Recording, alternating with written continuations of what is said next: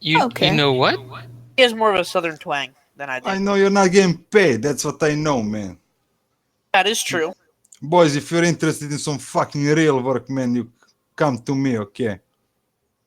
Work under a real fucking boss, not that. This guy's cute, is he not? I mean, it's kind of funny. Man. All right, I'm out. Okay, man. So, We can go now. look, Okay. Dimitri, there's one thing messing with us, and then there's another thing messing with Nothing them. worth. I think this is like Alright, kind of I like think walk I think away. I'm good here. Listen, man, I do not know who This is us, isn't who worth is it. them. What the fuck? It's a You're little not loud, part I of the agree. same fucking crew. What? Maybe do you not know a terrible like, idea this to is like a speak. biker crew, and like we're totally different. So I don't think making enemies of everyone is the best thing. I mean, not that All we're look anything important fucking or same anything. to me, huh? There we go. Oh, It's okay. the occasion, Galante. Okay. Oh, shit talking. Hold on, you're getting paid.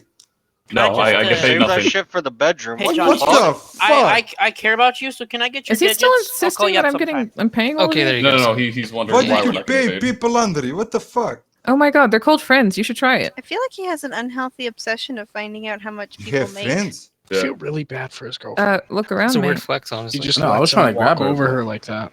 Shit. Like I she mean- should be appreciated. Fucking friendship and shit, huh? Friendship. Yeah, It's the shit. it's a that lot we more were loyal saying. than money. I promise bullshit. you. Want to take a You know girlfriend what, on a man? date? I got family. This is bullshit. Good for you. Where are they? It's called a fucking, well, Mafia? how to, exactly, Russian fucking mafia. mafia, man. You go- you good, good, boss? Next time you Yeah, want to talk about your mafia, I highly suggest you don't give me all of their names when you're lying on the ground. looking at the stars. Okay, listen, Nice. Lily, that's right. Oh, you got it right. Don't worry, I'll forget it until next time. Impressed. We called it fucking truce, and it's fucking truce for now. We're all good, okay? For now. Yes, exactly. Love that little stipulation. That means in What 10 are you minutes you calling can a come after truce me for? again. Not being no, a I'm pussy. not. I'm a man of my fucking word. You remember that shit? Rufus, find out. don't. Yes. The guy that just wanted to There is just one thing I want you to know, Lily. Mm-hmm. You moved first. What'd you do? See you around. Took his car and parked it over in the AMC parking lot. Let's fucking Bye, go. new friends. Have a good day. Loved this. Lovely little chat. Mine was the fucking tell last you, this word. shit's over. Yes, your penis is Fucking massive. last word. Mm-hmm. Bigger than yours. Watch it is Fucking no fucking I is. hope so. You said bigger than yours. I don't have one. Fucking damn it. Yeah, so I Hey, listen, she may And not it's have one, but still she's got big. bigger balls than you'll Where ever the have. fuck is the cup? It would be a waste of a ball. Uncle Philip. Yeah, it'd be. Hi. Oh no, he Who the called fuck me a is my bitch car? again. Ah! Lily, did? drop it. Can you Did guys he? get us to the garage? No. Uncle Philip. What did I tell you? Down. Uncle Philip. Uncle Philip. Mm-hmm. Uncle Philip. the fuck My car is stuck Uncle in a Philip, tree. stop. Cool, good job getting it stuck. Uh-oh. That's a bad choice. Uncle Philip. Uncle Philip. Uncle Philip.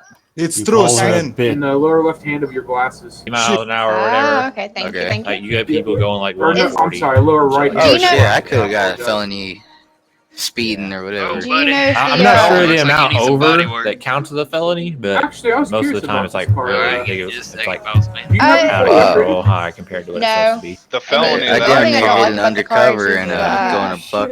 Alright, well, wastes let's a lot take of our gas. on that road. Let me check Yeah. under the The hood and felony see that what's I going caught on. was, Like, I had so like you're gonna need 60 some body What's work. that? You marijuana missed. seeds on me and like 40 buds. Get me my Oh fucking yeah, you Alright, should so, have yeah. got loose wires out to replace the mechanic intake here to repair manifold. the cars? Wait, what? I'm sorry. Mechanic here to repair cars? Ah. Yeah, I'm a mechanic. Get Oh, out okay, Let me would get you this mind if I body get a work repair? done with. Yeah, can you step out for me, please? You need me back up? No, I mean just if We you hop step in out, and I'll make be sure able to do it. everything's all right.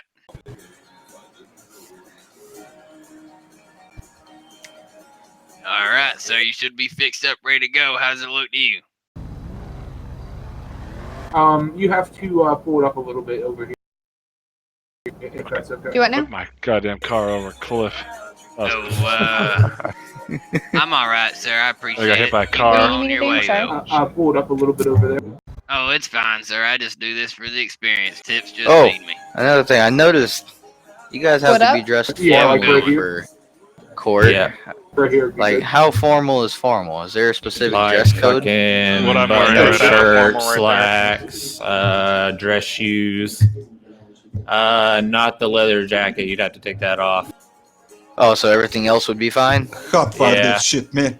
I see. Everything else should be GTA fine. style. car. You have to like it has to be like a Where the dress up fuck is button-up my shirt. car? It is your car. I know think- that I guy right It's there. not with my green hair. car, Button man. shirt. Would I be able to do like a Black button dress shoes. jacket? Probably not. I don't know. You Like- just have to. Yeah. I'm not sure what counts as not dressed up enough. I normally just go to be safe in like a button-up shirt. Excuse me, black fellas. dress Are either of these your motorcycles? shoes. No. Yeah. One let of me them is a local. All right. I normally go probably almost like this guy's dress almost. Sometimes with the jacket, sometimes without. This jacket's my suit, man. This is my fucking Are either of these amaretto motorcycles suit, man. yours, My fella? Armani, dude. $2,000 suit. You need it fixed up? Yeah. Which one, the green one or the black one? Oh, damn, that saber looks nasty. I might get me. I'm sorry there. I'm old. I'm hard of hearing. Which ones you need Here we fixed go. up? One Yeah. on the left or the right? The You need a Dukes. repair, man? All right. Give me just a second. What? I'll be with you just in a second. Son of a bitch. This place you Out got. of there. Uh-oh, Dukes of Hazzard's up in here. Oh, we get some man. fight calls from over here. Everything all good? No one's. Yeah. No one's been fighting. Yeah. I haven't seen no one fighting. All right. You're know, correct, and I want I to keep mean- it that way, so I'm gonna leave. You guys Okay. have a good night, and please, let's keep it Thank you, peaceful. sir. I appreciate it. All right, coppers.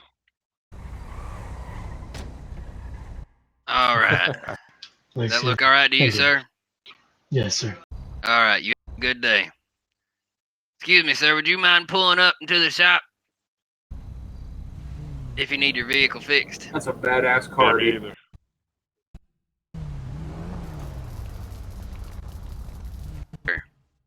Busy, You'll huh? need some See body something work. Cool. Let me hop inside and see how the temperatures are doing. Process. Yeah, the temps are a little high. Let me see what's going on Here we over go. there. How's your car looking, man? Looks pretty good. You ready for Yeah, your you got some your hoses. tip? Oh, Hoses yes, missing. I don't know if you blew them off or what happened, but we had to slide them back on. Oop. Let me fix this body work here. Thank you very much. You're welcome. Is that good compensation? Yes, man. All right. Oh, Thank you. Thank you. Hey, aren't, Thank you very Alright, much. let me Aren't hop you the one- inside and make sure everything's alright inside. aren't you what's your name again? Rochelle. Alright. That's so right. You're you the should one be that set up and ready to knows go. Victor, right? Alright. Sorry Yep. about that. Yep, it's Arthur. I just look different. Yeah, I thought so, but I wasn't sure. There was no suit. Thank you very Yeah, much. I really Rochelle, I'm this not is the doing guy the that I was lawyer thing talking right now. about. I got Have you. a good I got night, you. sir. Hey, sir, it's one of the best. What was your name again? I'm Clyde. Oh, Clyde. yeah. Okay. I keep seeing you around, but I didn't get the name.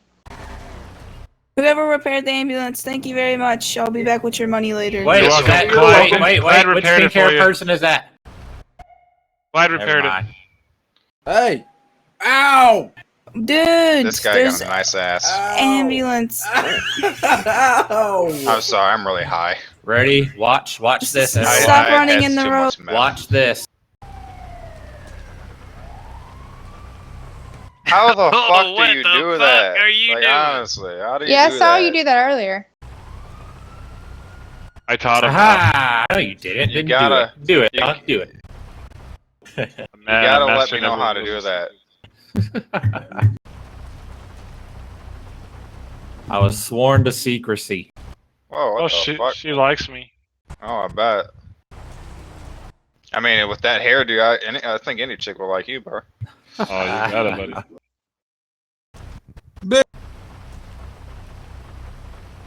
Ow. Everyone likes me. I get them out of jail. Where were you last night? Who, me?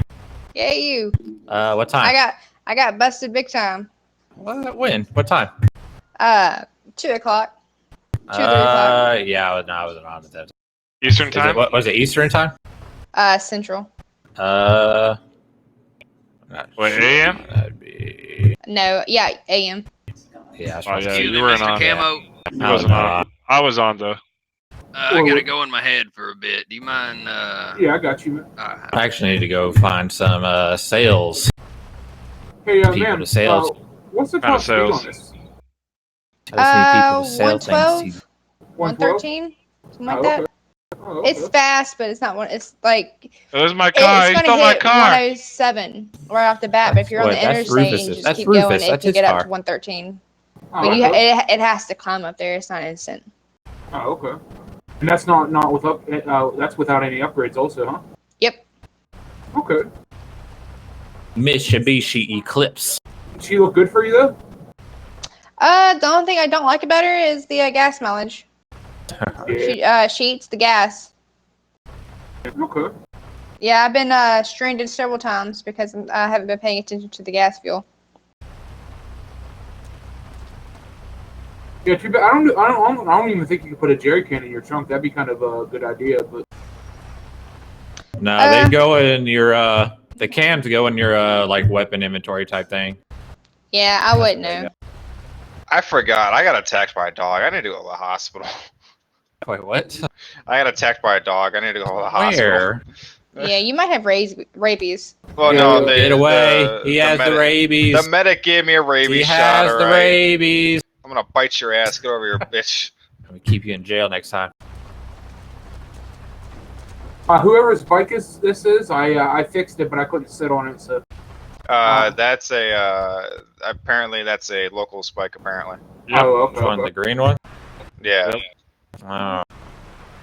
Of course it is. I need to I ride. have to go do some stuff. All right, Clyde. Hey, Rochelle. One thing before you leave, you won't happen to know where Dakota is, would you? No, but I'm pretty sure if you were to look in your head or talk to him in your head, he'd be there. Hey, how much I was that doubt bike? I just give him a phone call. Damn. Hey, Thanks anyway. Clyde. dope. We did mention that deal. If y'all need Not me, deal. call me. All right, bye. That thing we're gonna do afterwards. Are you still up for it? Sure.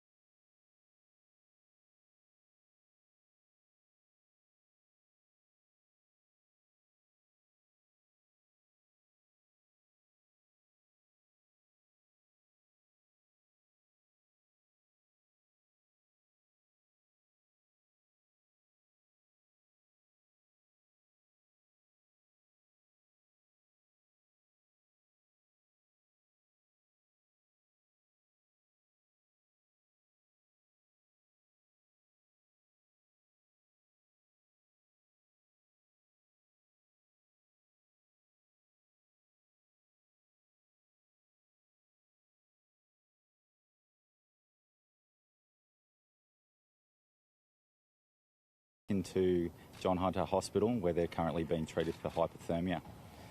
Tragically, 3 other people were located in the scene and recovered by New South Wales Marine Rescue. Each of those people had died. Those people have been taken to Newcastle Water Police. The vessel was, our information is, the vessel left Shoal Bay this morning, heading south towards Ettalong.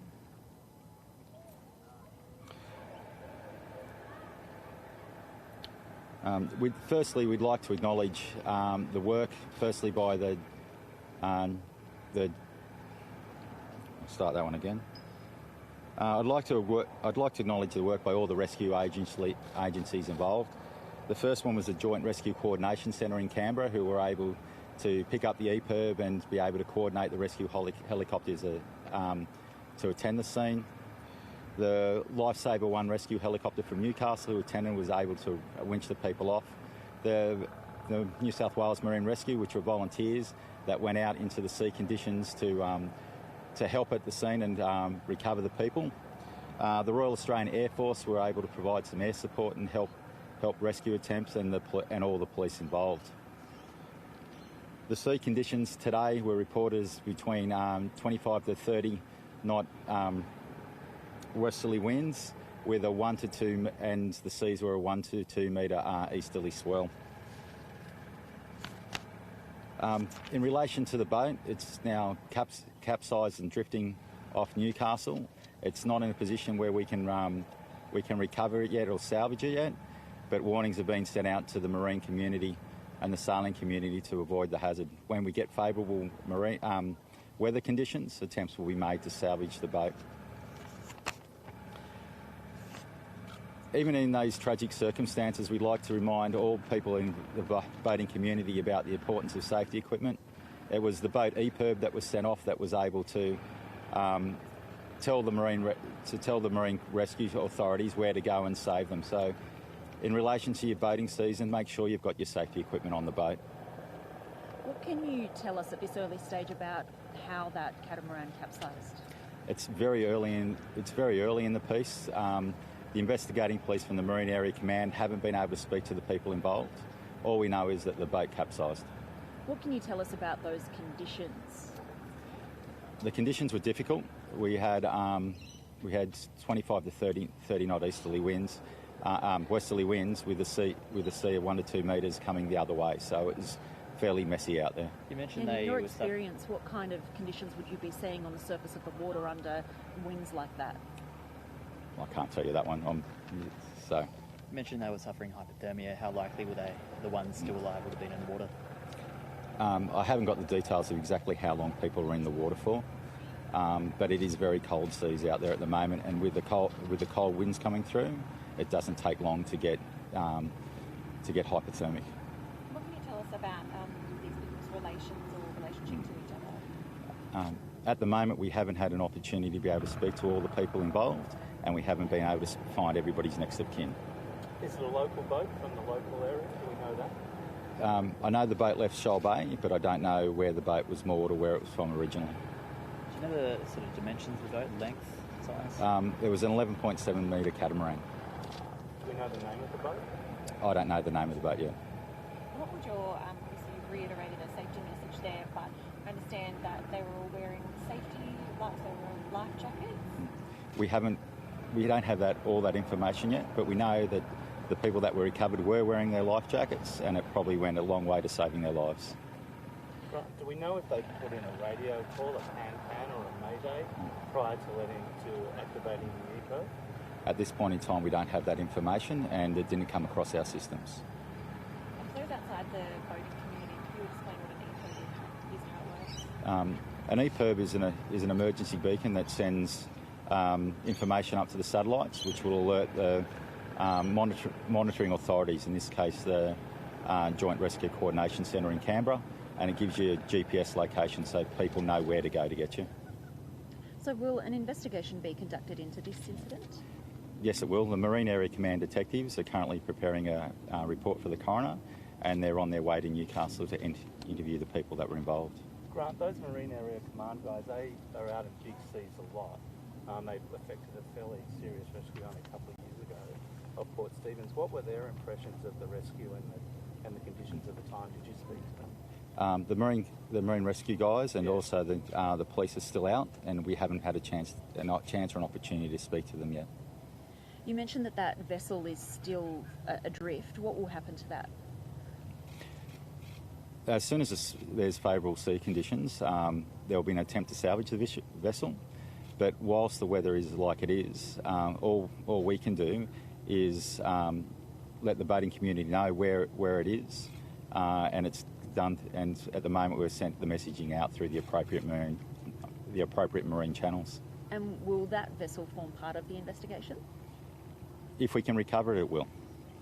Grant, at this time of year, there's a lot of people delivering their boats north to Hamilton Island and other places. What would you say to anybody contemplating a delivery or a long offshore passage at the moment?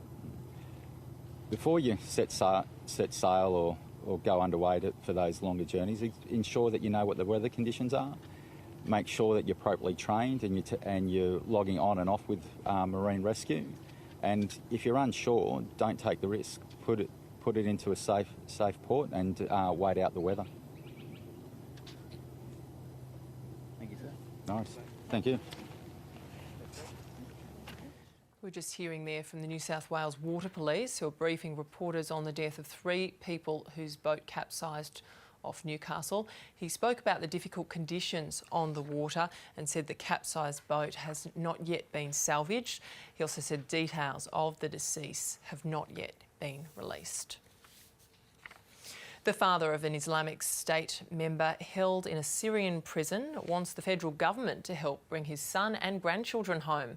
Mahir Ahalem left Australia in 2014 to join the extremist group, finally surrendering to coalition forces in March. His father has not been able to contact him since. Middle East correspondent Adam Harvey reports from northeast Syria. Somewhere among these IS fighters surrendering on the 7th of March this year was a young Melbourne man.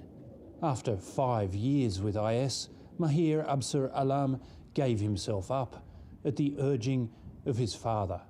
And he said, a truck is here, and what should I do? I said, I talked to AFP, better you jump on it and go where they take. And when he jumped on the truck, he said, Dad, I am on the truck now. Mahir Alam left Australia with 3 friends to join IS in 2014. His father was stunned. He says his son was a gentle boy who was barely interested in Islam. I asked him, I'm going to the prayer. Do you want to go? You want to go join with me? He said, Dad, I am sleeping, don't disturb me. And he has no understanding about the religion at all. Alam's travelling companions are dead. He is now in a Kurdish jail. He says he was a hospital worker, not a fighter. I'm stuck between thousands of other men saying, yeah, I didn't fight. I was like, what do you mean you didn't fight? Sure, you were more injured than anyone. So I'm stuck between all these people who are saying the same story, so I'm screwed now. His father wants Australia to help bring him back. I hope that as he born in Australia as an Australian citizen, and he has the right to come to Australia, and the government can deal with him according to Australian laws. This is not an easy process. This is a very difficult, very complex set of negotiations in a very dangerous environment. The Kurdish-run administration wants an international court established here in northeast Syria to try the foreign fighters. There's no death penalty here, unlike Iraq, which has offered to put the foreign jihadis on trial. The Kurds have now ruled out more transfers. We will never send any Australian or any other foreign prisoner to Iraq to be sentenced. We are going to judge them here. The Kurds also say they've had no contact from Australia about the 60 women and children still in their custody. Alam's Syrian wife and children also fled as the so-called caliphate crumbled. They're now in Raqqa. Jahangir Alam hopes that at least his grandchildren will be allowed to live in Australia. Adam Harvey, ABC News, northeast Syria. A bus driver is dead and at least 9 people injured after a truck and bus collided in Western Victoria this morning. Reporter Sean Wales has more.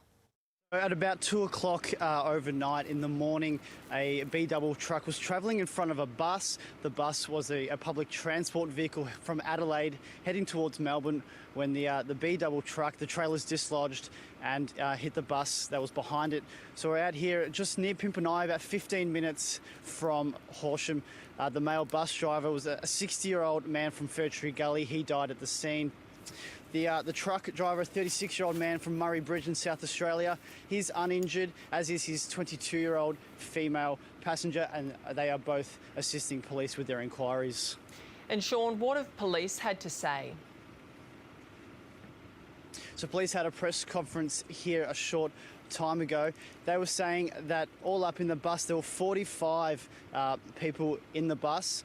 9 were injured, 2 flown to Melbourne in a stable condition, 7 others taken to hospital in Horsham. The remaining passengers were all taken to hospital in Horsham, where they're being assessed. Police haven't ruled out anything at this stage. They've just got on the scene about an hour ago. Major road collisions investigations expect to be here for much of the day. They haven't ruled out anything at this stage. The weather, as you can see, is pelting down at the moment and was like this overnight. They haven't ruled out anything. They'll be here for a while, and the highway will be closed between Horsham and Dimboola for some time yet. And do you know anything about the condition of the people who were taken to hospital? So as I said, 2 people were flown to Melbourne in a stable condition, and 7 injured were taken to Horsham Hospital here. The rest were all taken just to be assessed. But overall, just the 9 injuries. Police were saying this could have been a lot worse. The 1 fatality at the male bus driver, they're considering it lucky that no other people passed away at the scene. Thanks, Sean. There's been more troubling testimony at the Royal Commission into the aged care sector. Today, the inquiry heard a woman with dementia was left unattended on the floor of her nursing home after a fall. The Commission was also told the home failed to change her incontinence pad even after her daughter raised the issue with staff. Reporter Melissa McKay has more from Darwin. Well, this morning we've heard some horrifying details from Lisa Backhouse about her mother's care in 2 aged care facilities in Brisbane. She detailed one night in which her mother was left cold in her bed. She'd kicked the sheets off overnight and had to use a pillow to stay warm. She wasn't checked on until the next morning when staff said they found her freezing cold. She also spoke about 2 incidents in which her mother was hit by staff. She's since laid charges against one of them. Here's a little bit of what she had to say this morning. The current situation is heartbreaking at best, criminal at worst. When we look back in years to come, much like the orphanages of yesteryear, this will be our country's greatest shame. And Melissa, has Lisa Backhouse said what she wants out of the Royal Commission? Yes, she has. She wants to see surveillance cameras in every room across aged care facilities. She also wants a police officer on the beat who's able to fine these facilities for failing to care for their patients. And she also wants board members and boards to be held personally and criminally responsible for their failing in duty of care. And she's also said we need to see professionalisation of the industry. She wants more carers to be attracted to the profession and to have more training and better quality care. A national study has found gut bacteria may impact on the well-being of mothers and their children during and after pregnancy. Researchers from a group of Australian universities have discovered a high-fibre plant-based diet reduces the likelihood of a child developing allergies later in life and it reduces the risk of preeclampsia in pregnancy. Here's Professor Ralph Nannon from Sydney University. So preeclampsia is a very common pregnancy-related condition, and mums who develop preeclampsia will have hypertension in pregnancy, they'll pass proteins through their urine and they'll have swelling or edema, and in the worst case they can have seizures, and that can be quite complicated. And the only thing to really stop preeclampsia is delivering the baby. And so you've found that having good gut health helps. How is that? Well, what we have really found is that in mothers who develop preeclampsia, one of the products gut bacteria produce, which is acetate, and they produce that from a healthy diet which is rich in fiber, that in those mothers the acetate levels are lower than in healthy pregnancies. So that's one of the findings we made. And that suggests that a low-fiber diet might be more associated with preeclampsia than a high-fiber diet. And acetate is a very powerful immune-modulating molecule, and therefore that's what we have found, that the acetate levels from the mother can then affect the development of the baby in a positive sense and the baby's immune system. Specifically, it influences the development of an immune organ which sits just behind the breastbone, which is called the thymus. So the baby's thymus development seems to be dependent, and that's what our research shows, seems to be dependent on acetate. And if the thymus develops well, then the baby will produce cells which prevent the development of allergies and other autoimmune disease like diabetes later in life, and that's quite exciting. And we found that this effect for instance, in pregnancies which are affected by preeclampsia, they have much smaller thymuses. Their thymuses are built in a different way, these babies, and up to 4 years after birth, they still have lower levels of cells that protect against allergies and against other autoimmune disease. Because the amount of children with allergies always seems to be increasing. So this is great news, and for asthma as well. Would it? You're absolutely right. So there is a significant increase of childhood allergies and asthma as well as autoimmune disease, and that has always been linked to a Western diet. And we know, for instance, that a high-fiber Mediterranean diet is protective for these conditions, and now we provide some mechanistic context why that might be. And so how can people improve their gut health? Is it all through food? Well, I think that's what we're trying to understand more and more, but I think it is very safe to say that if we eat real food and avoid highly processed foods, that's making food from scratch, mostly plant-based and not too much, will be safe. And that recommendation has been around for some time, but our study provides some more mechanistic underpinning to support that recommendation. Professor Ralph Nannon, thank you. Thank you. Feelings of embarrassment may be putting Australian women at risk of cervical cancer. Research out today from the Australian Cervical Cancer Foundation reveals almost a third of women may be delaying or avoiding cervical cancer screening because they find it awkward. The findings coincide with the launch of a national campaign to increase screening rates across the country. Here's ABC Health reporter Olivia Willis. So the Australian Cervical Cancer Foundation, they decided to undertake this research into what are some of the barriers that women face when they go for cervical cancer screening. And they did that because we know that in this country about 50% of women are currently under-screened or have never been screened, and most cases of cervical cancer are found in women who aren't up to date with their screening. And so they surveyed about 1,000 women, asking what some of the reasons were that made them hesitant about screening, and about a third of them said that they found the test quite awkward, a quarter said it was embarrassing, and a number of them also said that it was quite uncomfortable. So they said that, you know, for reasons that previously it might have been painful for them, or they had a bit of fear around the testing process itself. That's kind of why they were reticent about making appointments. And we heard a little bit of that actually on News Breakfast this morning. I went right on the 2-year mark, and it came back with high-grade changes. I was referred to a gynaecologist, and from there I found out that I had grade 1 cancer. I only had to have a hysterectomy. I say only because there's so many women who have had to have so much more, and women who lose their life from this as well.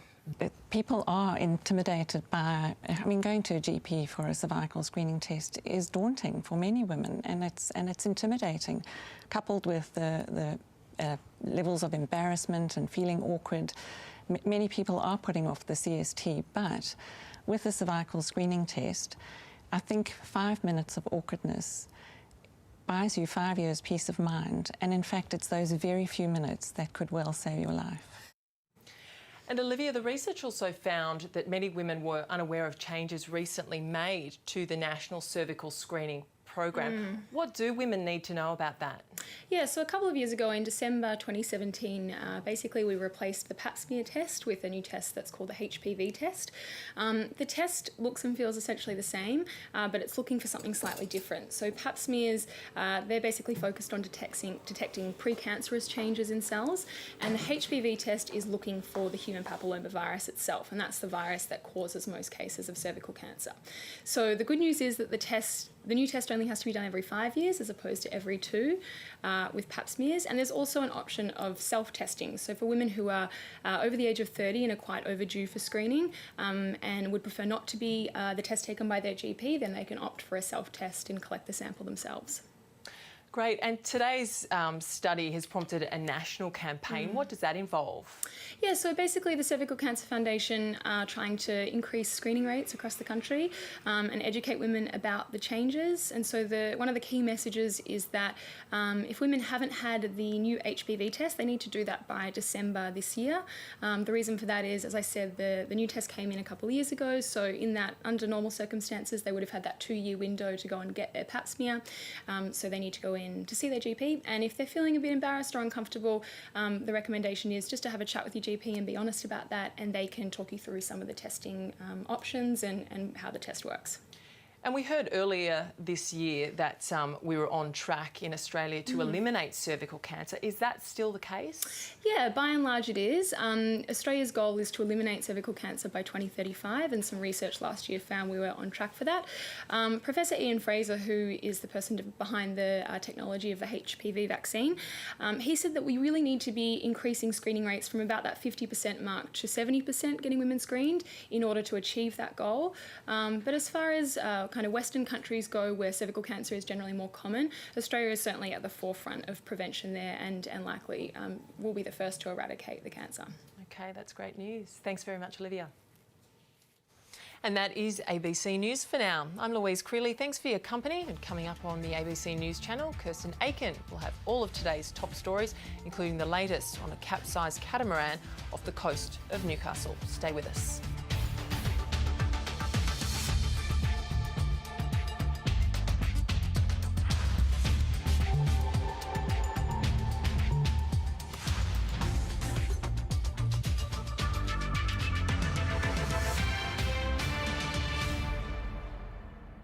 Tomorrow on News Breakfast, we'll take you to Esperance in Western Australia, where locals are marking 40 years since Skylab crashed to Earth and put the town on the map. And he's in the building. We'll meet the man who's set to play Elvis in a new Baz Luhrmann production. Don't miss it. We'll see you then. World Cup cricket is just a tap away on the ABC Listen app. Every match, every final, live and called by the best in the game. A huge wicket for Australia. Uninterrupted, in-depth, in the palm of your hand. It's heaved away. World Cup cricket on ABC Grandstand. Wangalamba jokujunga kaljanga punda jolo nindimanenba kamongorako.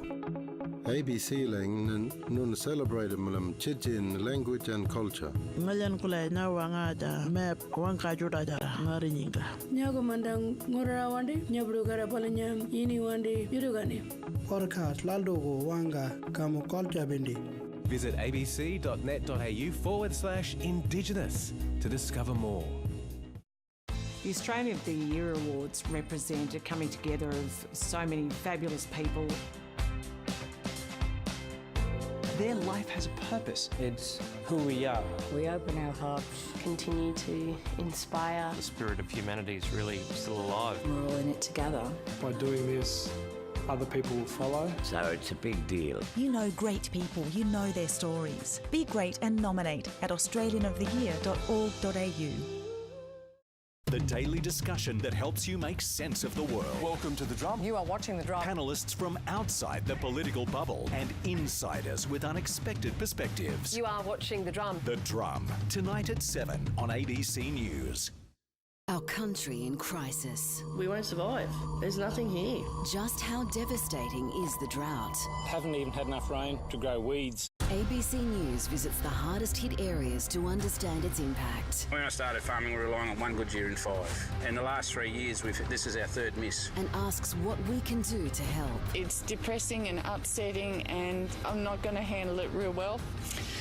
The drought. Special reports all next week. ABC News and iView.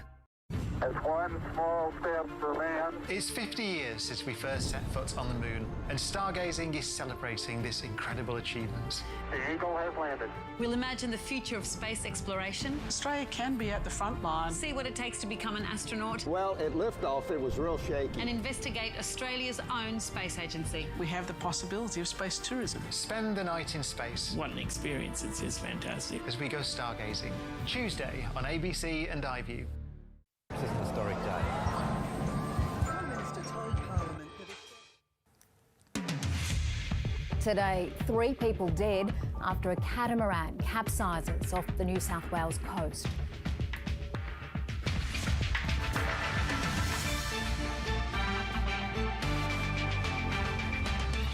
A man killed and his wife seriously injured by their son's dog in Melbourne. The ABC writes to Peter Dutton asking for police action against 2 of its journalists to be dropped. And Football Federation Australia Chief Executive David Gallop to stand down after 7 years in the top job. Hello and welcome to ABC News. I'm Kirsten Aiken. 3 people have died and 2 others have been rescued after a catamaran overturned off the coast of Newcastle in New South Wales. Our reporter Jessica Kidd joins us now. Jess, police have just spoken. What have they had to say? Kirsten, well, police confirmed what we heard from paramedics only a short while ago, that a catamaran, which was on a journey from Port Stephens off the New South Wales mid-north coast to the central coast, overturned just after 10 o'clock this morning. Now, it was around 15 nautical miles off Stockton Beach near the city of Newcastle when that accident happened. Now, an emergency beacon was activated on that boat at that time, and that allowed marine rescue crews and the Westpac rescue helicopter to respond. The helicopter crews managed to winch a 14-year-old girl and a 45-year-old man up to safety. They were found clinging to the sides of that overturned boat. Tragically, though, there were 3 people in the water who couldn't be revived. They were dead when rescuers got there. Police have said that they are aged in their 60s and 70s. So the bodies of those 3 people were retrieved and are with Marine Police at this stage. That 14-year-old girl and that 45-year-old man have been taken to hospital suffering from hypothermia. Now, as you mentioned, Marine Police here in Sydney did address the media a short while ago. Here's what Acting Superintendent Grant Healy had to say about the incident this morning. 2 people were rescued off the boat, a teenage girl and a man in his 40s. They were taken to John Hunter Hospital, where they're currently being treated for hypothermia. Tragically, 3 other people were located in the scene and recovered by New South Wales Marine Rescue. Each of those people had died. The conditions were difficult. We had 25 to 30 knot easterly winds, westerly winds with a sea of 1 to 2 metres coming the other way. So it was fairly messy out there. I haven't got the details of exactly how long people were in the water for, but it is very cold seas out there at the moment, and with the cold winds coming through, it doesn't take long to get hypothermic. Jess, do we know anything more about the victims of this tragedy? Kirsten, police aren't releasing any further details of the victims or their relationships to each other because they're still going through that awful process of notifying their family and next of kin. They also haven't had a chance to talk to the 2 survivors, that teenage girl and that 45-year-old man, and their accounts of what happened this morning will be crucial to the investigation going forward. Police have said that they are preparing a report for the coroner. As soon as the conditions off the coast of Newcastle calm down, they can retrieve the vessel itself. That catamaran, which is around 12 metres long, is still drifting off the coast, and police and marine authorities have had to alert other vessels in the area just to take care to avoid any collisions with that. There's also a lot of debris in the water around that area, but that vessel will also form part of the investigation. And police and paramedics have also just issued a reminder to anyone taking to the water. The fact that the people on board this boat had an emergency beacon known as an EPIRB was crucial in this. They were able to set that off. That was the distress call that enabled rescuers to get to the scene as quickly as they did. If they hadn't had that, it would have been some time before they potentially would have been found. So that was crucial. So police reminding anyone taking to the water, know the conditions, have the correct safety equipment and always have that emergency beacon. That's our reporter Jess Kidd in Sydney. A 61-year-old man has died and a 58-year-old woman has serious injuries after a dog attack in Melbourne's north. The husband and wife were attacked by their son's American Staffordshire Terrier, which has since been destroyed. James Hancock reports from Melbourne. It's quiet here this afternoon in Ancona Drive at Mill Park in Melbourne's northeast, but last night neighbours heard screams as the attack took place. The American Staffordshire Terrier turned on its owner's father. 61-year-old Leo Bianco Fiore was attacked by the dog. Neighbours say that he'd been unwell for some time. He was using a wheelchair, crutches and a mobility scooter. Now, police say the attack started inside the property and then moved to the backyard. The man's wife, Donata Bianco Fiore, tried to stop the attack. She was also injured. Now, when police arrived, they fired several shots to distract the dog, but the man's injuries were too severe and he died. His wife was taken with serious injuries to the Royal Melbourne Hospital, where she remains in a stable condition. So the dog's been taken away by Whittlesea City Council bylaws people. It'll be taken to a veterinarian, and my understanding is that the owner of the dog has actually consented to that dog being put down. Neighbours say the dog was called Junior. Police say they've been told that it was out of character for the dog to behave like this and the attack came out of the blue. But a neighbour says the dog could be aggressive to strangers and it was a tragedy waiting to happen. Human rights lawyer Amal Clooney says the recent federal police raid on the ABC News headquarters could be used as an excuse by other governments to clamp down on journalists. Ms Clooney has told a conference in London that the raid was an example of how freedom of speech is under threat globally. The managing director of the ABC has asked for any police action against 2 investigative journalists to be dropped. It was the world's first Defend Media Freedom conference, but for Amal Clooney, far from the first time she's jumped to the media's defence. She spoke of oppressive regimes that murder and jail journalists or threaten free speech, but she also singled out Australia.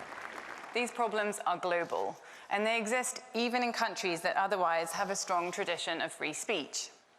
Australia's Parliament just launched an inquiry into press freedom after police raided Sydney headquarters of the ABC News. The human rights lawyer told the conference the decline in media freedom globally is damaging democracy. We have to be vigilant, and we also have to know that what happens in a country like Australia or the UK or the US will be looked at by every other leader in the world and potentially used as an excuse to clamp down even further on journalists. 5 weeks since the AFP raids on the ABC, the national broadcaster has formally requested the investigation into the Afghan Files story be dropped. We are disappointed that the fate of our journalists Dan Oakes and Sam Clark remains unclear. We have written to Home Affairs Minister Peter Dutton, who has responsibility for the AFP, asking that any action against the pair cease. Failing that the ABC be briefed on when and how the AFP action will be resolved.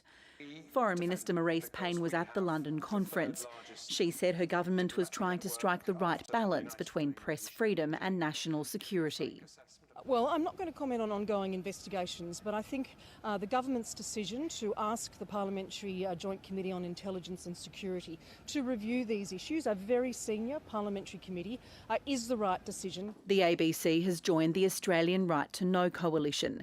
It wants journalism to be decriminalised, stronger protections for whistleblowers, the right of the media to contest search warrants, and reforms to defamation and freedom of information laws. Mazoe Ford, ABC News.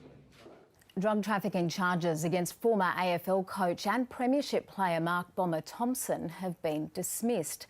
The football legend was facing multiple drug possession and drug trafficking charges after methamphetamine and MDA were allegedly found in his Port Melbourne home during a 2018 raid. James Oaten reports. Well, Mark Bomber Thompson sat in court for only a few minutes before the magistrate confirmed that the drug trafficking offences that have been hanging over his head for over a year now would now be dismissed. However, the magistrate had found that the drug possession charges had been proven. Now, this all relates to a 2018 raid on his Port Melbourne property where police found 33 grams of methamphetamine, 480 pills of MDA, an LSD tab, some scales and some smoking pipes. Now, his defence team had argued that the trafficking notion was absurd. He admitted he was a drug user, saying he had been unable to deal with the whole fallout from the Essendon drug supplement saga. So he admitted he was a drug user, but his defence team argued that the notion of him being a trafficker was absurd given his high public profile and given his wealth. They pointed the finger for much of the drugs towards Thomas Windsor. That's a convicted drug trafficker who had moved into his home in late 2017. Of course, today now we know that the magistrate has confirmed that the drug trafficking charges have been dismissed. The drug possession charges remain, but it's unclear further reasons for the magistrate's decision.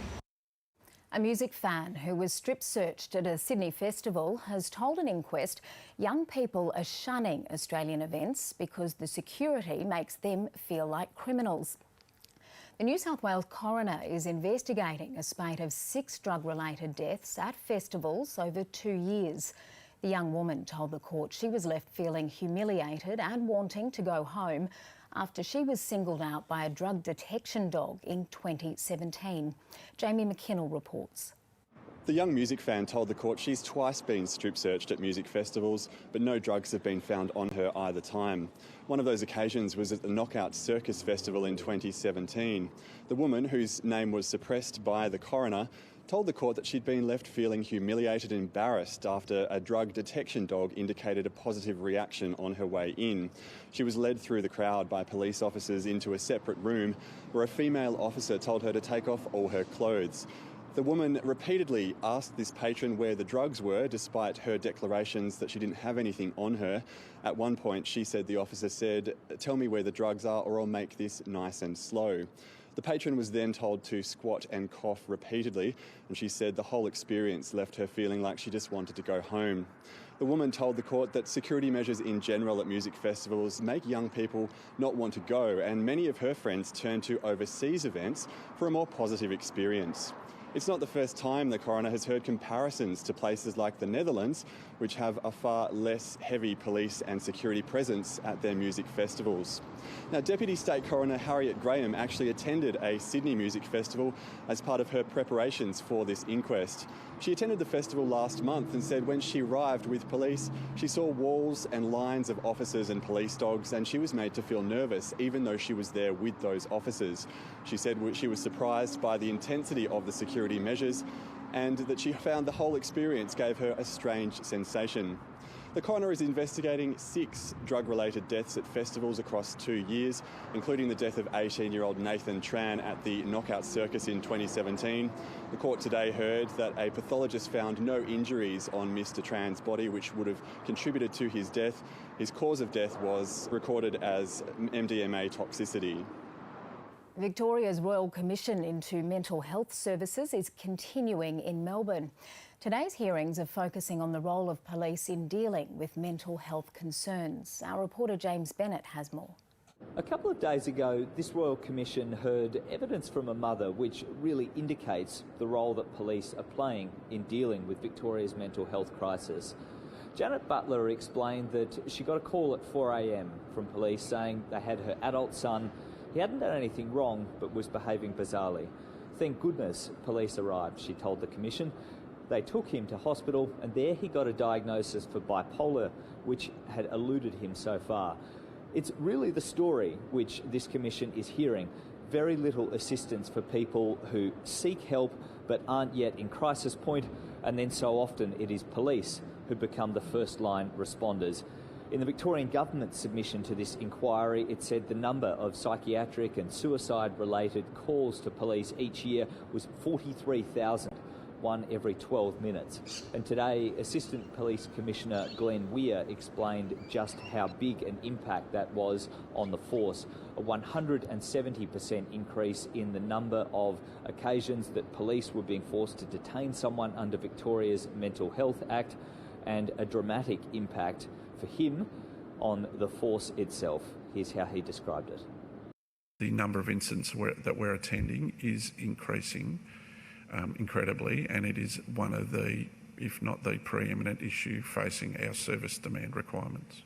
Now, this commission of inquiry was called really in response to a tragic number of Victorians dying from mental health related issues each year, in excess of 600 to suicide in 2017.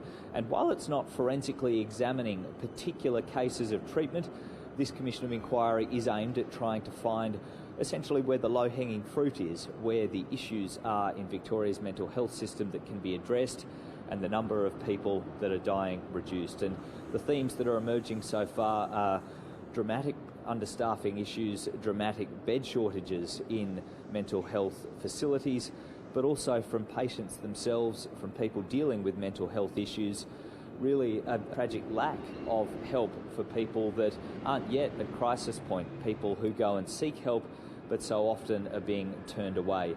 There are 4 weeks of hearings now, further inquiries later, and a full report due by the end of next year. The father of an Islamic State member held in a Syrian prison wants the federal government to help bring his son and grandchildren home. Mahir Alam left Australia in 2014 to join the extremist group, finally surrendering to coalition forces in March. His father hasn't been able to contact him since. Middle East correspondent Adam Harvey reports from northeast Syria. Somewhere among these IS fighters surrendering on the 7th of March this year was a young Melbourne man. After 5 years with IS, Mahir Absar Alam gave himself up at the urging of his father. And he said, a truck is here, and what should I do? I said, I talked to AFP, better you jump on it and go where they take. And when he jumped on the truck, he said, Dad, I'm on the truck now. Mahir Alam left Australia with 3 friends to join IS in 2014. His father was stunned. He says his son was a gentle boy who was barely interested in Islam. I asked him, I'm going to the prayer. Do you want to go? You want to go join with me? He said, Dad, I am sleeping, don't disturb me. And he has no understanding about the religion at all. Alam's travelling companions are dead. He is now in a Kurdish jail. He says he was a hospital worker, not a fighter. I'm stuck between thousands of the men saying, yeah, I didn't fight. I was like, what do you mean you didn't fight? Sure, you were more injured than anyone. So I'm stuck between all these people who are saying the same story, so I'm screwed now. His father wants Australia to help bring him back. I hope that as he born in Australia as an Australian citizen, and he has the right to come to Australia, and the government can deal with him according to Australian laws. This is not an easy process. This is a very difficult, very complex set of negotiations in a very dangerous environment. The Kurdish-run administration wants an international court established here in northeast Syria to try the foreign fighters. There's no death penalty here, unlike Iraq, which has offered to put the foreign jihadis on trial. The Kurds have now ruled out more transfers. We will never send any Australian or any other foreign prisoner to Iraq to be sentenced. We are going to judge them here.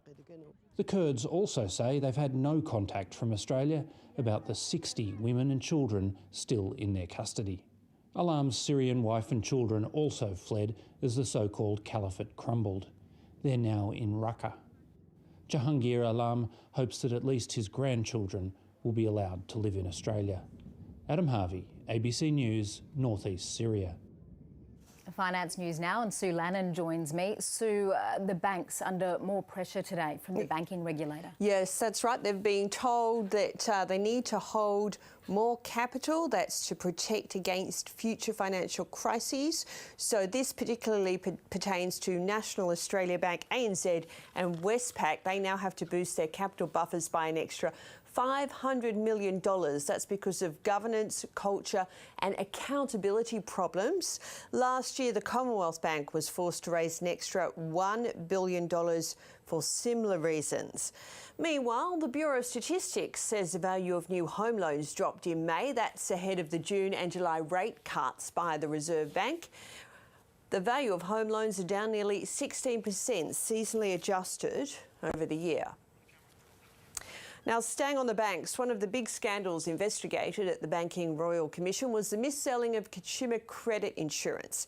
Now, in a new report, the Australian Securities and Investments Commission has once again taken aim at this worthless insurance, and it plans to take legal action against lenders. ASIC says that for every $1 paid in insurance premiums by customers, just 11 cents was paid out in claims. For more, I'm joined from Melbourne by ASIC Commissioner Sean Hughes. Sean Hughes, thanks for joining us. Now, you say consumer credit insurance is extremely poor value for money. What is it and why is it so bad? So consumer credit insurance is really there to stand up in the event that you get sick or you're unemployed and unable to pay back your credit card loan, your car loan or your home insurance or your home mortgage loan. But in reality, what we've found at the end of a 7-year study is that it's really bad value, that on average, at best, 19 cents in claims value will come back to you for every dollar of premium you pay. So that's the value proposition. On the other hand, we also found some really poor examples of sales practices and design models that really just didn't suit consumers and put them in an unfair position. Now, we saw the spotlight, of course, on this insurance during the Banking Royal Commission, especially when the current boss of the Commonwealth Bank, Matt Comyn, says he was told by the former boss, Ian Narev, to, quote, temper your sense of justice because Mr Comyn had raised concerns about this junk insurance. So do the banks just see it as a cash cow? Well, over the course of the study that we conducted, approximately $4.85 billion in premium revenue has flowed to banks and insurers. But in that period, less than $900 million, or just on $900 million, has been paid out in claims. So clearly there's a mismatch there, as is indicated by our study. But more importantly, it's the sales tactics that are really of concern to us, the way in which people have been sold a product that may just not be suitable for their needs. So ASIC is planning to take enforcement action. What are you planning to do?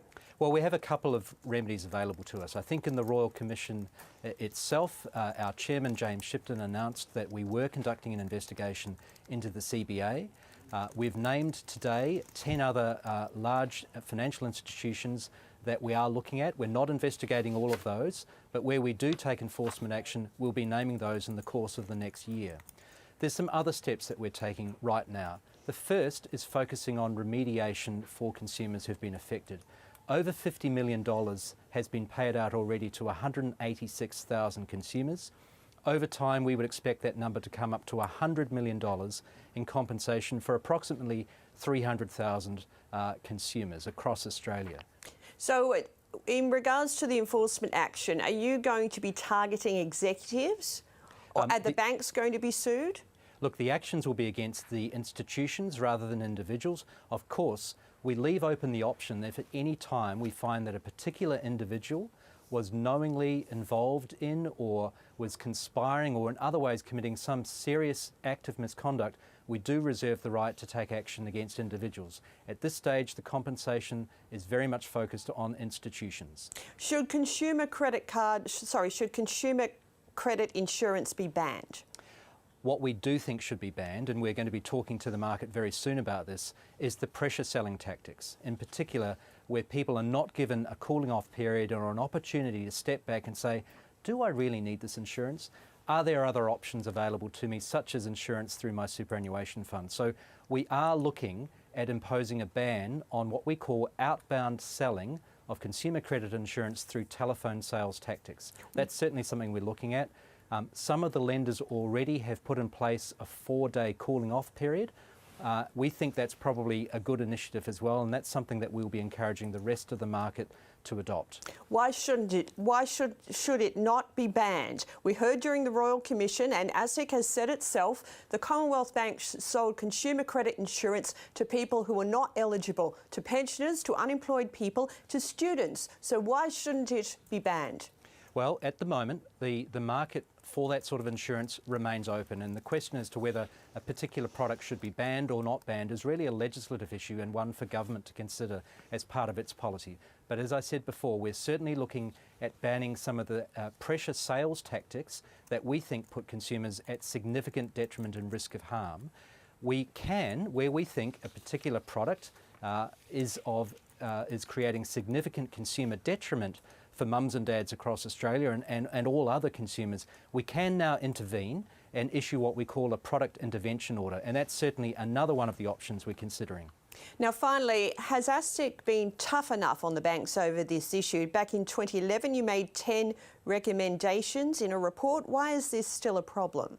We wanted to collect data that essentially evidences a story of the issues that have come out in today's report. And in addition, the Royal Commission, of course, highlighted the sorts of sales tactics that we have again identified in today's report. I think the time for patience is over. Clearly, as we've indicated today, we have investigations underway. We will be targeting those institutions who simply aren't lifting the game, who aren't focusing on doing the right thing by consumers. And I should also say, Sue, the market is already responding. Sales of these products have decreased by over 70% in the last 4 years, and a number of lenders have already exited the market. There is, for instance, only one lender who's now offering consumer credit insurance for credit cards. So to some extent, the market is already reacting to the work that we have done and which was highlighted through the Royal Commission. And just finally, when do you expect legal action to start against the banks? I would expect that legal action will take place in the course of the next 12 or so months. I can't be precise. We need to put the best case together that we can, but we will certainly let you and all of your viewers know when that action will start. Sean Hughes from ASIC, thanks for joining us. Thank you. Now, the head of the US Central Bank has given a strong signal that the Federal Reserve will cut interest rates later this month. Appearing before the US Congress, Jerome Powell says uncertainties around trade tensions and concerns about the global economy are weighing on the US economic outlook. The Fed chairman also says that annual inflation has dipped further below the central bank's target. Pack up. It's time to go. Now, Wall Street reached new record highs on the prospect of a rate cut soon by the Federal Reserve.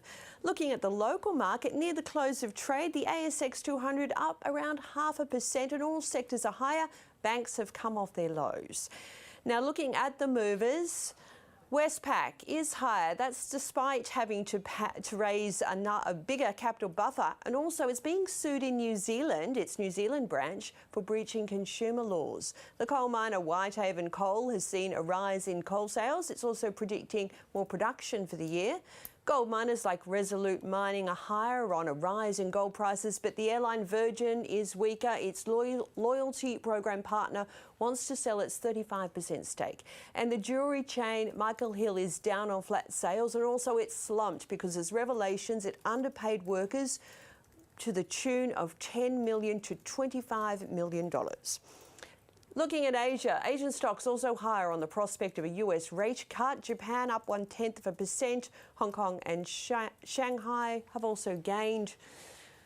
As I mentioned in the US, the benchmark Standard & Poor's 500 index reached 3,000 points for the first time. The Nasdaq also at a record high. Commodities are higher. Spot gold at $1,423 an ounce on the weaker greenback. Oil prices also higher. And the Australian dollar also being boosted by the weaker greenback. Of course, the greenback's falling because of the prospect of US rate cuts, which means the price of money is cheaper. And that's finance. Thanks, Sue. Let's check the weather now with Graham Creed. And Graham, there's no mistaking it's winter today. Yes, in fact, bringing that point up, this week is actually the coldest for southern Australia statistically. So very typical to see very bitterly cold conditions across much of southern Australia, although not really being felt in Perth. We're definitely seeing it through the eastern states. Sydney, Canberra, Melbourne and Hobart are all facing wind chills at the moment into single figures. For Canberra and Hobart, they're the very low single figures. Melbourne and Sydney are both sitting around about 8-9 degrees. And when you look at Sydney's current temperature sitting around about 18.5 degrees, that's quite a significant wind chill across the city. Now, it's all due to very strong and gusty winds. They're still being felt through South Australia, Victoria, New South Wales and Tasmania. The warnings have contracted back to the coastal areas and also the ranges, also much of north, west and southern parts of Tasmania. There's plenty of flood watches and flood warnings out for Tasmania at the moment, and we've got another burst of rainfall on the way for Tasmania overnight, and then we'll see a series of fronts moving through the southeast over the coming days. For the alpine areas, we've got blizzard conditions expected to redevelop during Friday. Snow in the Victorian and New South Wales Alps down to about 600 metres at this stage. We're expecting to see that developing overnight Friday and into Saturday morning. Blizzard conditions on the alpine areas, but it slowly starts to improve as we move into Saturday afternoon. But we will still see plenty more snow beyond Saturday's front. And we'll also see those strong winds continuing through the alpine areas. Elsewhere, though, it's a belt of high pressure that extends from Western Australia out into the southern parts of the Coral Sea that is maintaining clear, dry and generally sunny conditions. We will see some cooler air sweep up into Queensland by the weekend as this front moves through. This is the next strong system. We're likely to see severe weather warnings, again, probably about coastal areas and the ranges of New South Wales, Victoria, possibly into South Australia and Tasmania. So the wet, cold conditions continuing across much of the southeast. The top stories on ABC News. 3 people have died and 2 others have been rescued after a 12-metre catamaran overturned off the coast of Newcastle in New South Wales. Emergency services attended Stockton Beach around 10 o'clock this morning after the boat's crew activated an emergency beacon. A teenage girl and a man in his mid-40s were winched from the water and taken to hospital. The Whittlesea City Council in Melbourne has confirmed that the dog involved in a fatal attack last night has been put down. The council says the American Staffordshire Terrier was not registered. A 61-year-old man was killed and his wife seriously injured when they were attacked by their son's dog at their home in Mill Park. Human rights lawyer Amal Clooney says the recent police raid on the ABC's headquarters could be used as an excuse by other governments to clamp down on journalists. Ms Clooney has told a conference in London the raid was an example of how freedom of speech is under threat globally. The managing director of the ABC has asked for any police action against 2 investigative journalists to be dropped. And Football Federation Australia Chief Executive David Gallop has announced he'll quit his role at the end of the year. Gallop has been in the job for the past 7 years. He oversaw the Socceroos' 2015 Asian Cup win and secured a lucrative 6-year television rights deal for the A-League. Britain's ambassador to Washington, Sir Kim Darroch, has quit after days of stinging criticism from Donald Trump. The US president branded him a stupid guy after confidential emails revealed Sir Kim had called the Trump administration inept. An inquiry is underway into who leaked the memos and why. Europe correspondent Bridget Brennan reports. Sir Kim Darroch was there to roll out the red carpet for President Donald Trump's visit to the United Kingdom. But a leak of cables in which the ambassador labelled the US president inept have ended his 40-year career as a diplomat. Sir Kim said the current situation is making it impossible for me to carry out my role as I'd like. Sir Kim has given a lifetime of service to the United Kingdom and we owe him an enormous debt of gratitude. Good government depends on public servants being able to give full and frank advice. Donald Trump had called Sir Kim wacky, a very stupid guy and a pompous fool, and vowed he would no longer deal with the ambassador. British diplomats are aghast. It was his judgment that for as long as he remained in Washington, he would be a target and his family with him. It's believed Sir Kim decided to quit after Boris Johnson refused to say whether he'd keep Sir Kim in the plum post. Boris Johnson has basically thrown our top diplomat under the bus. Mr Johnson later blamed the leaker for the ambassador's demise. I think that whoever leaked his diptels really has done a grave disservice to our civil servants, to people who give impartial advice to ministers, and I hope that whoever did it is run down, caught and eviscerated, quite frankly. Officials within the British Foreign Office are furious over the leak that forced Sir Kim Darroch to tender his resignation. There's now a full inquiry underway looking at whether the person responsible was deliberately trying to sabotage the ambassador's career.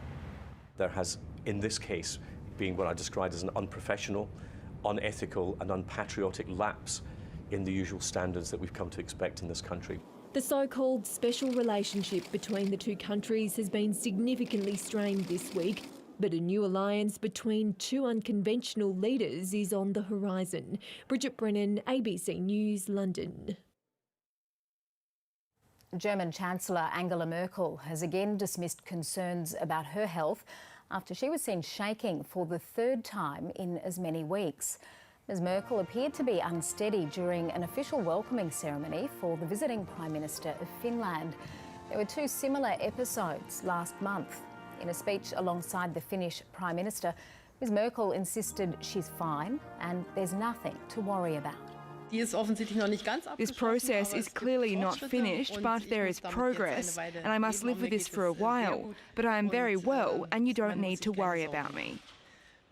Tourists returning from Uluru say the rock has become dangerous to climb because of unprecedented numbers of tourists trying to reach the top.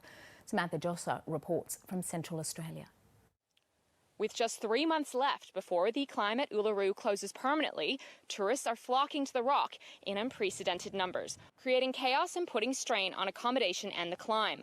Pictures emerged yesterday of serious congestion on Uluru. We spoke with one climber today who said the amount of people on the rock didn't feel safe. He described it as madness as people made the climb shoulder to shoulder in quick procession. On the ground, unprepared tourists are reportedly arriving in the region without any accommodation and being told they're out of luck. Nearby campgrounds and roadhouses are all at capacity.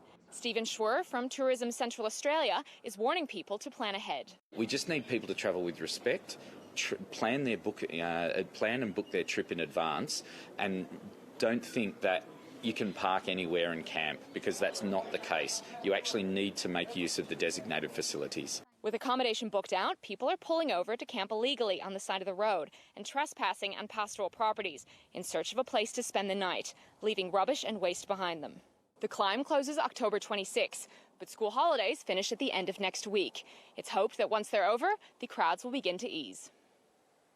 For more on this, I'm joined now from Uluru via Skype by Mike Misso, manager of Uluru Katajuta National Park. Terrific to talk to you this afternoon. Do you welcome these extra visitors, or are they taking a bit of a toll on the natural environment?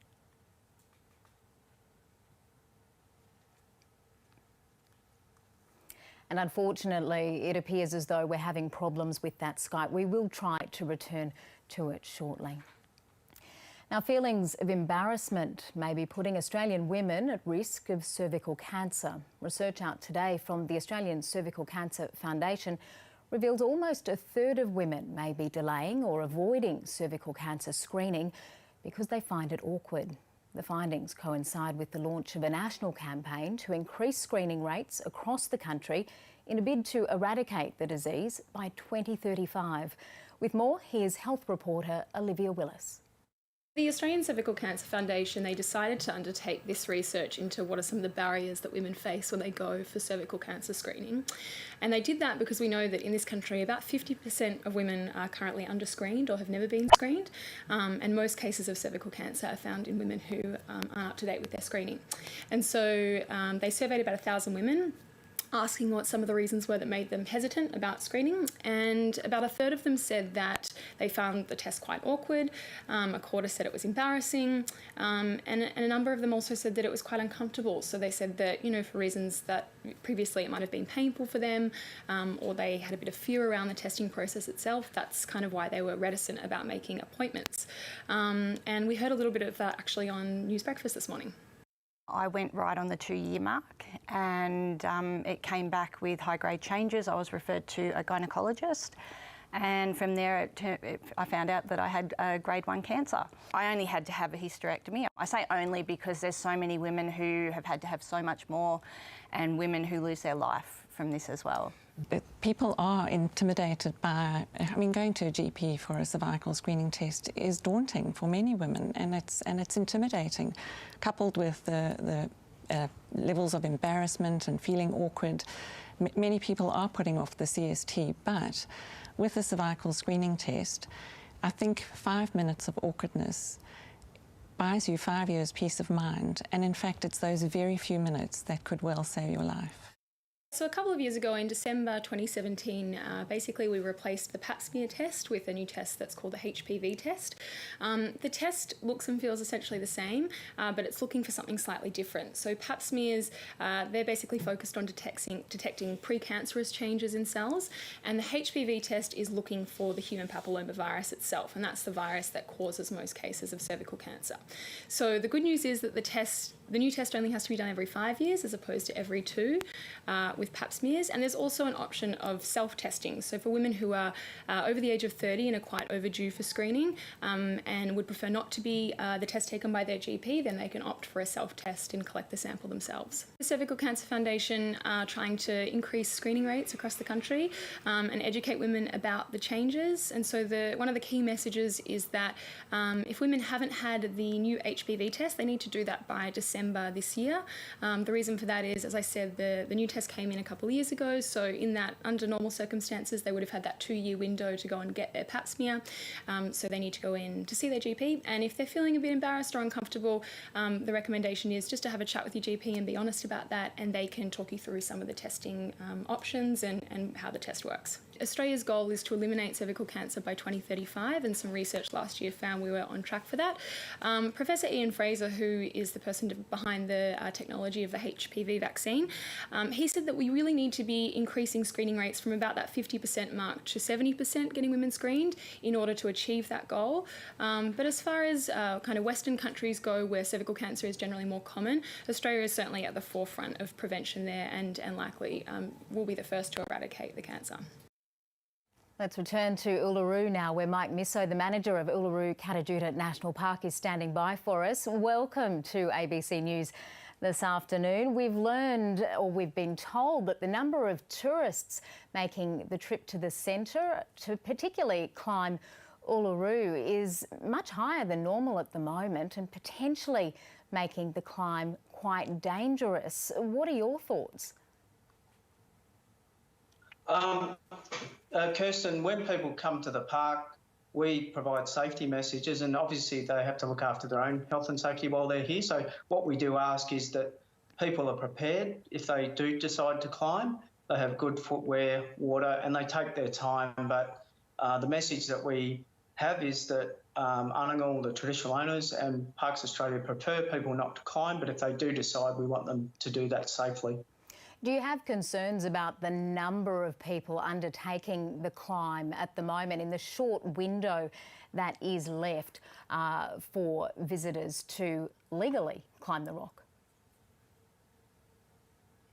Look, again, it really comes back to the safety of visitors, and that's the main concern at this point in time. There are a lot of people throughout the park, as you're probably aware, and we do ask that while they're in the park, they comply with the regulations in the park, which is to stay on the roads and tracks and not to go off track. And also, as I said, respect the safety messages that we have at the base of the climb and through other media. The ABC has been told by pastoralists and local business owners that the increase in tourist traffic is having quite an impact on the area, that some visitors are indeed trespassing on private properties to camp. Are you worried about the toll that the extra visitors are having on the environment? Look, in that respect, there's no camping or accommodation in the park. But what we would say to visitors is to plan ahead and check with Ayers Rock Resort, which is the nearest campground in the park, or at Curtin Springs about the availability of accommodation. So again, just asking people to plan ahead before they visit. Tell us, the local Indigenous community disappointed with the numbers of people making their way to Uluru to climb this sacred rock? Oh, look, that's a fairly hard question for me to answer. There may be various views on that, but what I can say is, going back to what I said earlier, it's really the safety of people in the park that traditional owners and Parks Australia are really concerned about. So if somebody gets hurt or in fact dies on Aboriginal land, on the traditional lands of the park, Anning will have a sense of hurt for that, and they feel sorry for the families. So again, the key message is, if you do decide to come to the park, whether it's to climb or do something else, do it in a safe manner and return back to your families in a safe and a well manner. Once climbing has been closed to the general public, do you expect there will be a drop in the number of visitors to the centre? Look, what we understand is over the last few years, even before the climb closure was announced, the visitor numbers coming to Uluru was trending upwards anyway. So what we think is there will be a slight decrease in visitors, but the overall trend was up fairly high. So we don't think it will drop to very low numbers, but we definitely think there'll be a slight decrease after the climb closure. And is the National Park looking to change its marketing to visitors to perhaps enhance the experience, given that the climb won't be available? Yeah, definitely. Definitely. The intention is to provide a whole range of new visitor experiences, and some of those have already commenced. And there's also a lot of new activities over the last few years at Ayers Rock Resort. So as a region, we're looking to new tourism products based on nature and culture, and that really increase people's understanding as well as their enjoyment of the park's natural and cultural values. Mike Misso, terrific to speak to you. Thank you. Thank you. A national study has found gut bacteria may impact on the well-being of mothers and their children during and after pregnancy. Researchers from a group of Australian universities have discovered a high-fibre, plant-based diet reduces the likelihood of a child developing allergies later in life and reducing the risk of preeclampsia in pregnancy. Professor Ralph Nannon from Sydney University says the study provides more evidence that if we eat mostly plant-based whole foods and not too much, we'll be safe.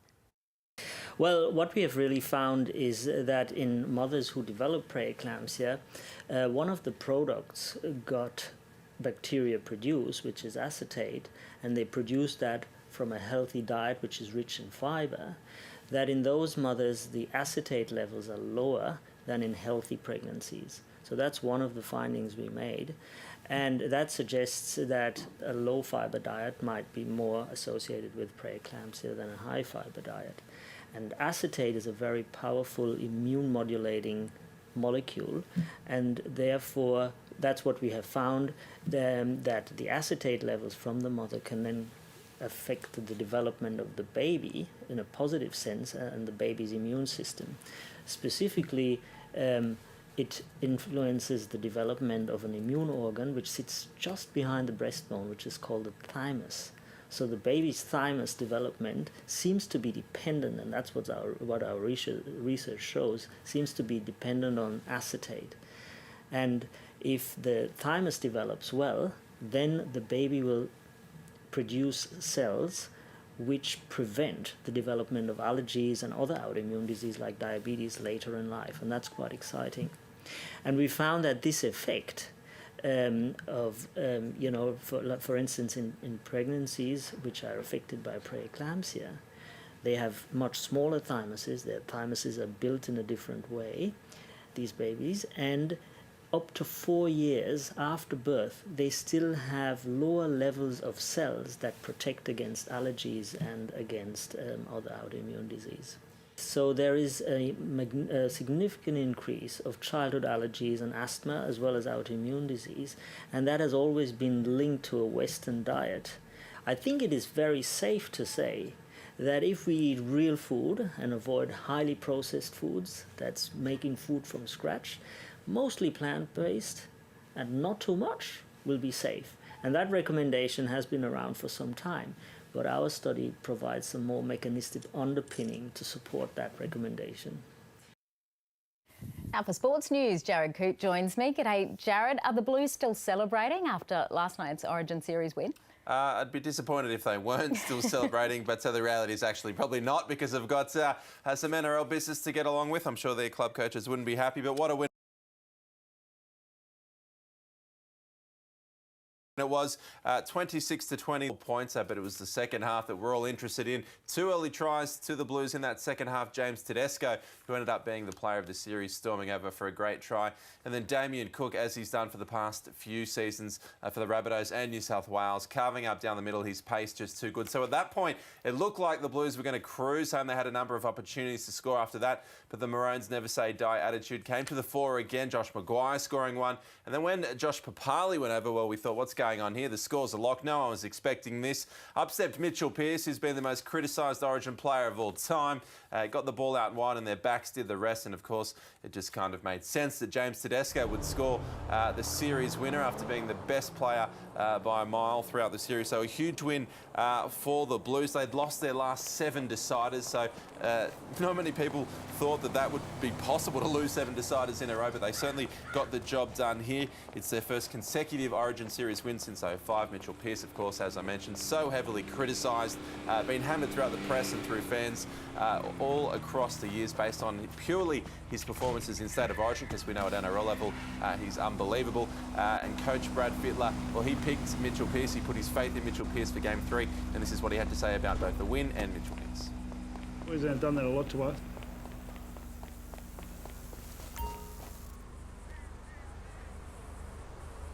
He set the try up. If he doesn't throw the ball out there and he doesn't spot the space, then we're going in extra time and they'll go better than us. So would have been nice to finish it early. I was sort of cruising there for a while. Now, Jared, why has David Gallop announced he'll step down from his role at the FFA? That's a great question. That could be a question that no one ever really knows. But he was in the role for 7 years. There is some role of thought that it will be a newly reshaped role, the position of Chief Executive Officer of the FFA. Of course, we've seen a new group called the Australian Professional Leagues working alongside the FFA. That Australian Professional Leagues will take over the running of the A-League. So it'll be a kind of a new role in the future. This new role for Gallop, he will not work as the CEO of the FFA from next year. And Alan Stajic, of course, as you can see, that was a huge drama for the FFA and his sacking as coach of the Matildas. So that was a huge role for Gallop to play. He also played a part in that failed World Cup bid where Australia only received the 1 vote. That probably is a bit of an unfair rap to Gallop, because he did have a number of great things, of course, the TV deal for the A-League and growing teams in the A-League. So probably not a shock decision from Gallop, considering the new way that the league is forming both in the A-League and the FFA. But he'll be in the role until the end of the year. That's right. OK, now the Aussies are preparing to take on England at the Cricket World Cup tonight. How are their preparations looking? Well, hopefully at the moment they're just looking like nothing. Hopefully they're in better sleep and getting ready for the game because it is very early there over in England at the moment. But they will take on England at Edgbaston, a ground they haven't won in one-day international at since 1993, so not a good sign. But all the questions around this game, of course, will Matthew Wade come in for Glenn Maxwell. Glenn Maxwell's been out of form. Matthew Wade has been added to the squad. What we do know is that Peter Hanscom will come into the team for Usman Khawaja, who is, of course, out injured. Marcus Stoinis has recovered from a side strain, but coach Justin Langer wouldn't confirm his role in the side. So it's all up in the air in the moment. We won't find out till a little bit later on tonight. Australia did beat England earlier in this World Cup, which was a great sign, and Australia has also never lost a semi-final at a Cricket World Cup. So good signs for Australia, but you just never know in these one-off games, and this is what Captain Aaron Finch had to say about the match later tonight. We're full of confidence going into this game. Obviously England have been probably the front runners in world cricket over the last 4 years. The way that they've changed the game well, their game plan in particular has been very aggressive, taking it to the opposition. So for us, we know how they're going to play. They know how we're going to play. We've played each other a lot over the last couple of years. So it's going to be whoever holds their nerve, whoever takes them half chances, whoever starts off the game really well. Them first 10 overs, whether it's with bat or ball, are going to be so important for either side. And so the winner, whether it be Australia or England, will take on New Zealand, who shocked India overnight. They did by 18 runs. It was a strange old game. It was day 2 of the one-day game because the first day was rained out.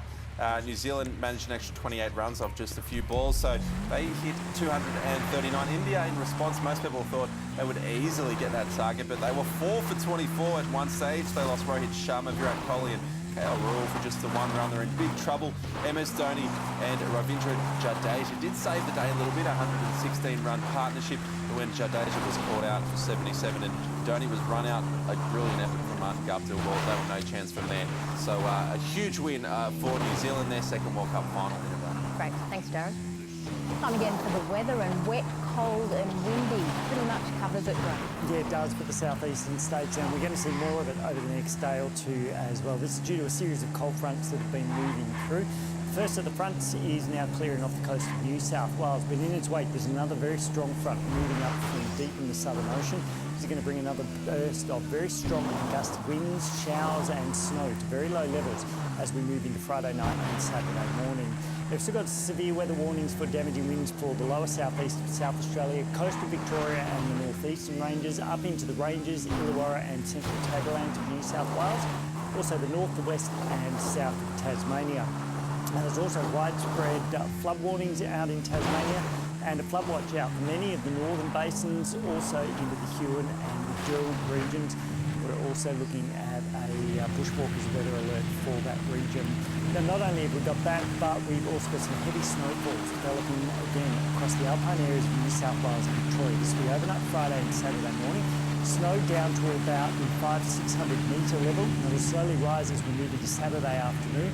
But that snow will continue well into next week, and we are looking at potentially severe and damaging winds across the alpine areas and blizzards through Friday and also Saturday. And that front's going to bring another burst of huge swell into South Australia, Victoria and Tasmania. Potential of peak wave heights in excess of 8 metres. Clears up in behind it, then we see another front moving through on Monday, and that's going to bring another burst of significant waves and swell into those southeastern states. Elsewhere, the high pressure of the Western Australian coast connects through to another one sitting over New Zealand, and that's extending a region of stable atmosphere across much of central and northern Australia. So clear, dry and sunny conditions. It'll also keep most of the rainfall in New South Wales back to southern areas. But as this front moves through Friday night, we could see some snow reaching into the central tablelands, possibly the Hunter, but there's not a great deal of moisture in association with it that far north. But it will bring some further heavy snowfalls into the New South Wales and Victorian Alps. Thanks, Graham. Jane Norman joins us next for afternoon briefing. She'll be speaking with Labor MP Amanda Rishworth and Liberal MP Kevin Andrews. Stay with us.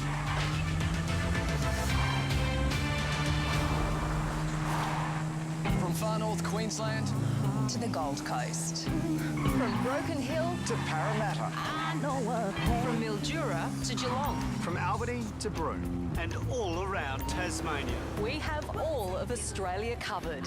Local news is at the heart of all news. No matter where you are around Australia, the ABC covers stories from around the nation and around the world. Join us nightly at 7 or anytime on ABC iView. Catch catch up on all the week's news and views with the Friday Fix. We'll talk to people in the know about the stories you're talking about. We're going to be the last country to introduce pill testing. It's a national shame. Oh, that's another earthquake. Oh my God. We'll be right back. A conversation for all you news hounds who just can't get enough. This woman appears homeless. Police allege it's an act. Get a fresh take on the week's hot topics with me, Patricia Carvelis. The Friday Fix starts Friday, July 19. 50 years ago, humanity took its greatest